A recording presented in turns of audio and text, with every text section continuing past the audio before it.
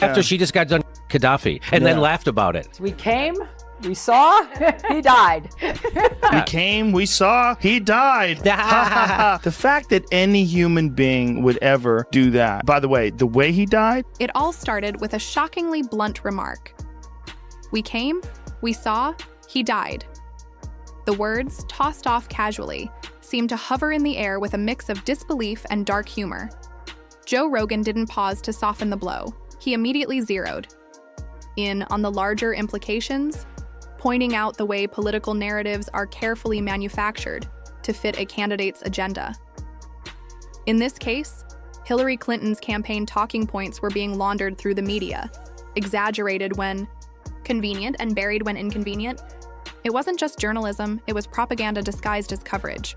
Rogan's critique was surgical. He didn't merely highlight Clinton's flaws, he exposed a system in which truth was secondary to optics. Every misstep, every controversial email, and every carefully staged public appearance. Yeah, Jamie, pull that video up. I think we got to have tough conditions. Tell people to come out of the shadows. If they've committed a crime, deport them. No questions asked. They're gone. If they've been working and are law-abiding, we should say, here are the conditions for you staying. You have to pay a stiff fine because you came here illegally. You have to pay back taxes, and you have to try to learn English, and you have to wait. What do you want our intelligence community to be doing? I want them to be catching bad guys. I want them to be making sure that terrorists aren't going to kill innocent American civilians. I don't want them laundering Hillary Clinton's campaign talking points into the American media and giving them this air of legitimacy. It is sick and it's disgusting. It hurt the intelligence community, it hurt the American people, and it hurt the first Trump administration. We've got to have consequences for it, or we're just going to see. Was filtered through layers of messaging designed to protect an image of infallibility. J.D. Vance joined in with a razor-sharp perspective, emphasizing how Clinton's political career wasn't about service or results. It was about survival. Together, they dismantled decades of cultivated narrative, revealing the dissonance between the Clinton brand and reality.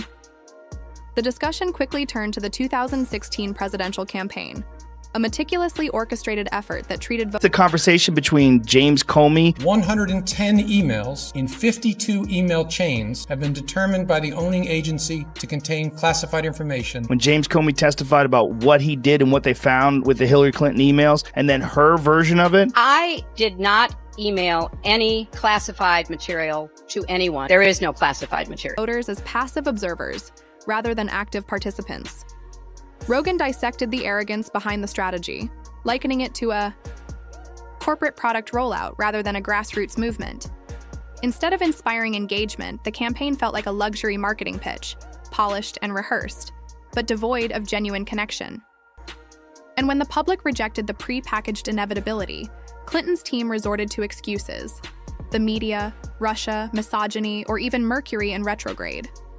The narrative was never about accountability. It doesn't mean that Hillary would have been a good choice either. She was a terrible choice. She's a corrupt politician, one of the most unlikable people that's ever run for office. They were trying to get people to be supporting her just because she's a woman. This is going to be her history. Women, ladies, I stand with her. So there's all these women that have this blind allegiance towards this career politician, completely full of shit. She's been full of shit. It was about maintaining the illusion of control.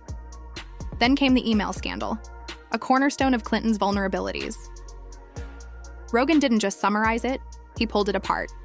Thousands of emails, some containing classified information, were allegedly mishandled, yet Clinton's response remained evasive. Her claim that no classified material was sent, Rogan argued, was a straight lie, a statement that highlighted a recurring theme in her career: the skillful blending of half-truths with carefully curated messaging.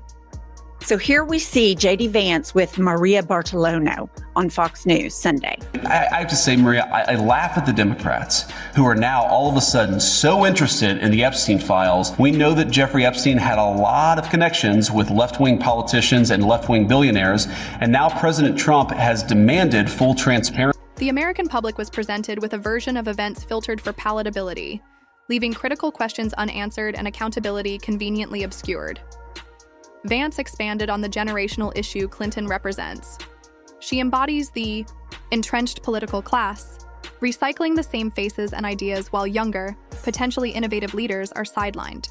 Her longevity is framed as experience, but Vance argued it's more accurately seen as an inability. I don't like her. That was a lot of people's perspectives on Hillary Clinton. I'm pretty sure everyone loved her. I'm pretty sure she the won. most loved. She's Why? cool. I What? just like I liked her. Who isn't? Yeah, Bernie Sanders. Okay, but did you vote for Bernie?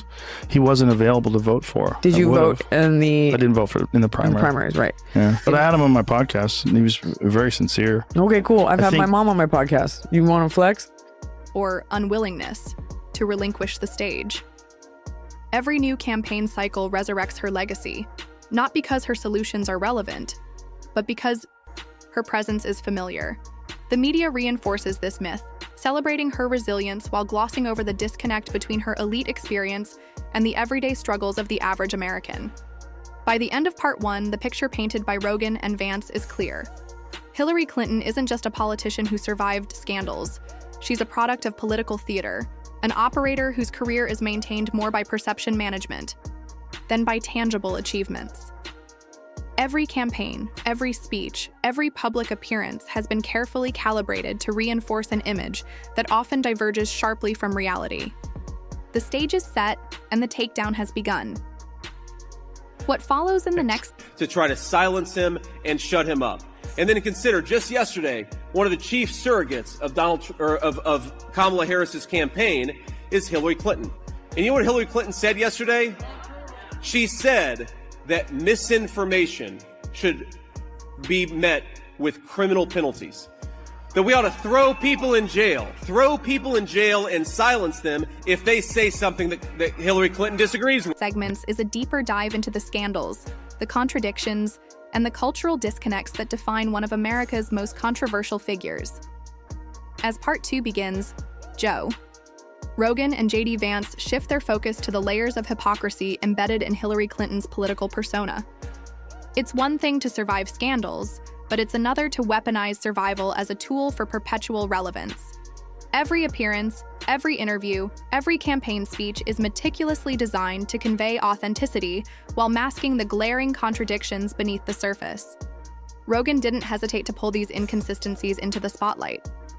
He began with Clinton's carefully curated image as a relatable champion for everyday Americans. On the surface, she projects empathy, talking about family struggles, community issues, and social justice.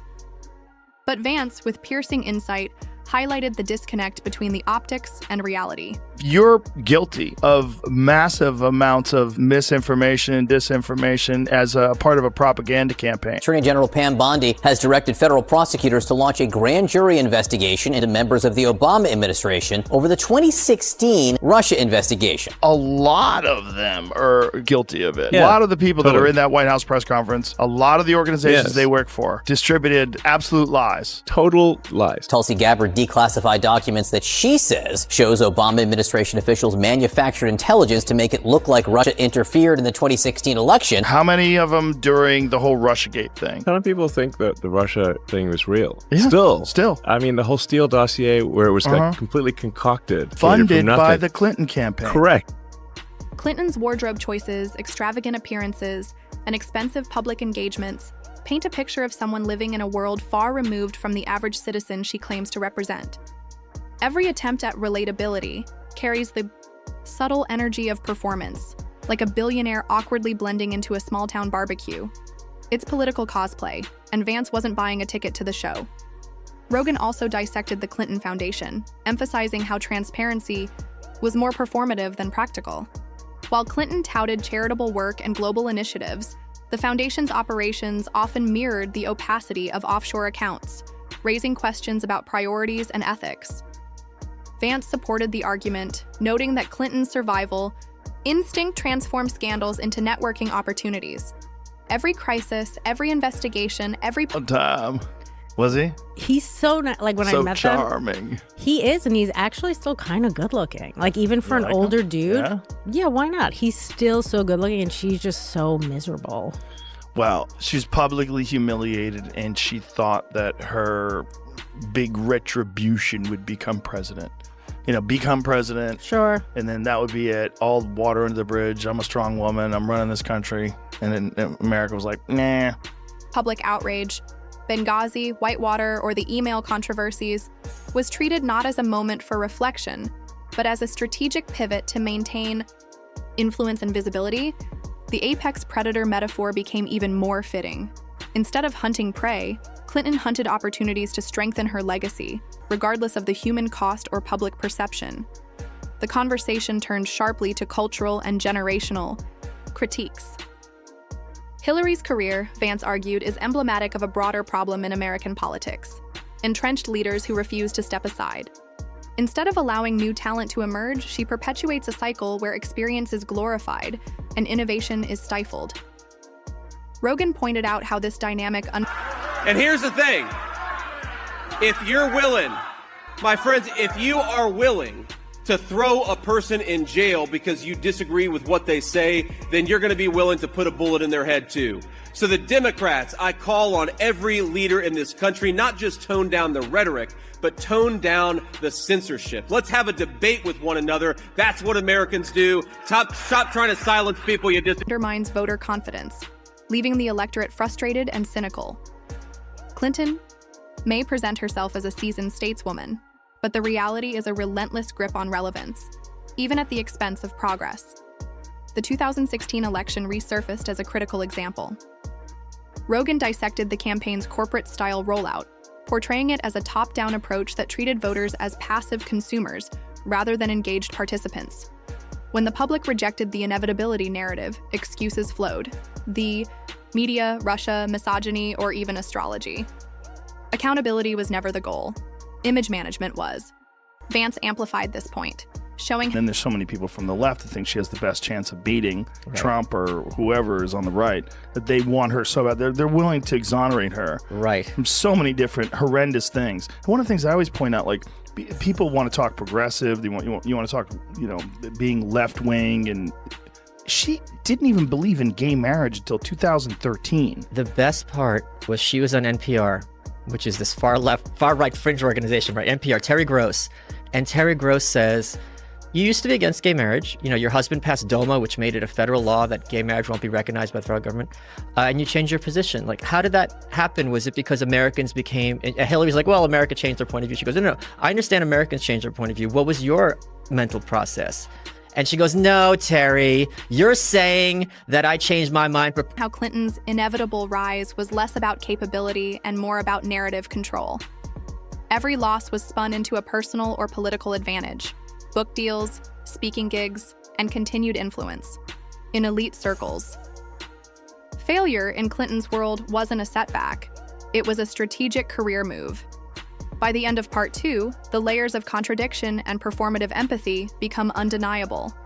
Hillary Clinton emerges not as a misunderstood leader, but as a master of political theater, whose survival instincts often overshadow actual accomplishments. Rogan and Vance methodically dismantle the myth of authenticity, revealing a career built on calculated messaging, selective transparency, and a relentless drive to remain in power. The stage is set for Part 3, where the takedown intensifies, digging even deeper into cultural blind spots, campaign missteps, and the stark contrast between the Clinton myth and reality. Part 3 dives deeper into the political machinery surrounding Hillary Clinton, as Joe Rogan and JD Vance meticulously dissect the gaps between her public persona and the reality of her career. Rogan begins by highlighting one of the most controversial aspects of Clinton's legacy: her email scandal.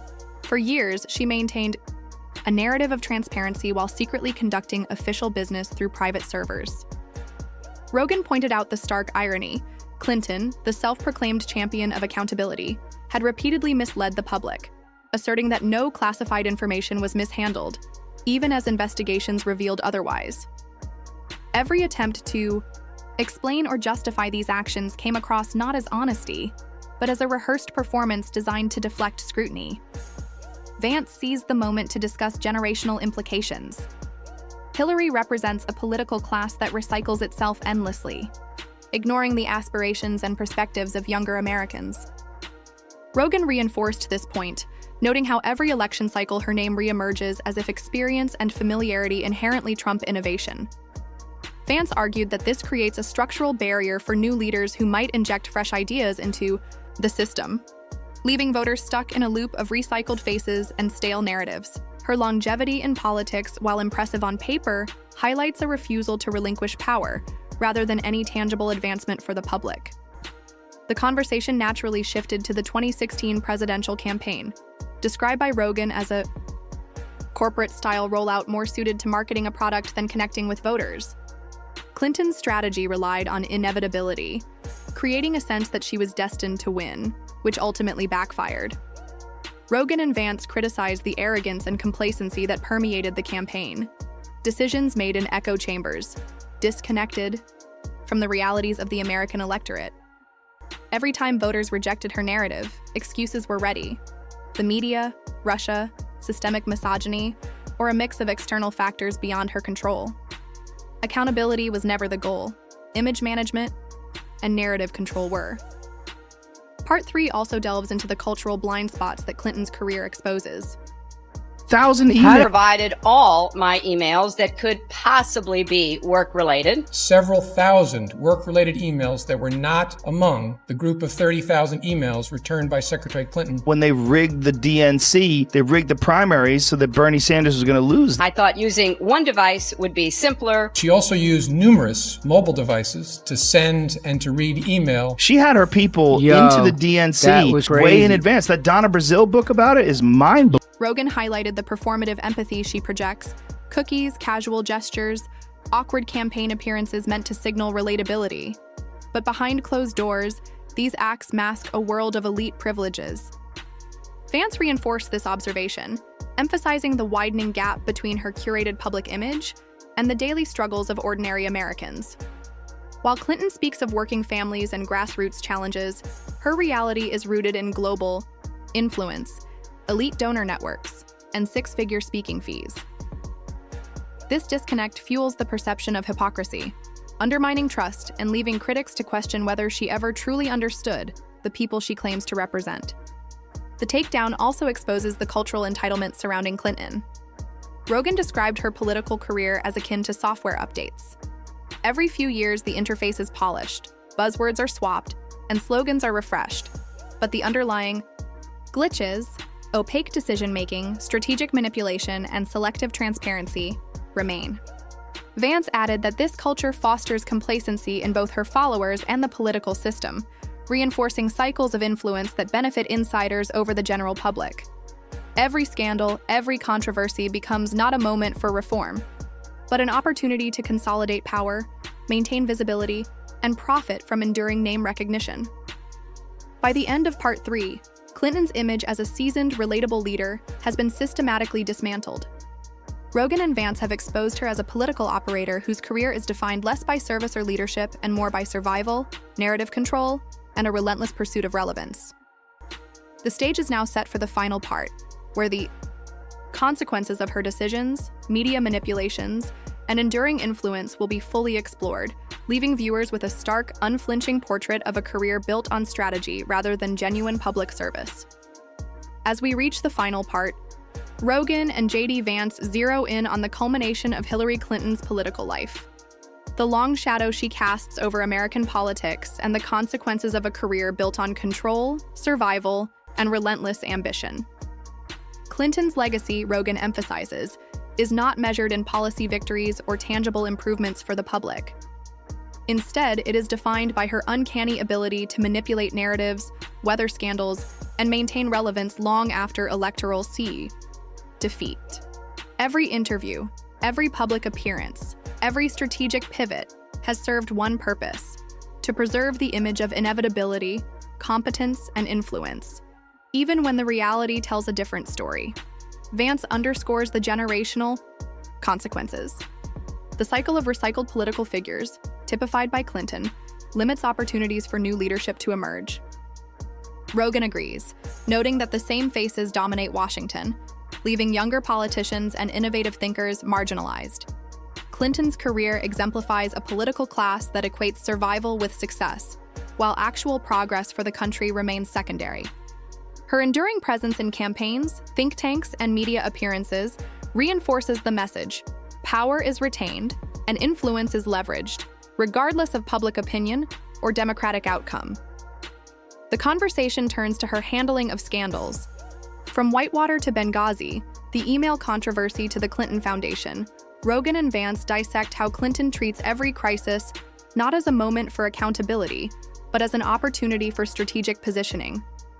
Rogan points out that she has mastered the art of turning setbacks into media narratives that portray her as resilient, misunderstood, or unjustly attacked. Yet, the public sees through the performance, recognizing the pattern of deflection, selective transparency, and elite insulation.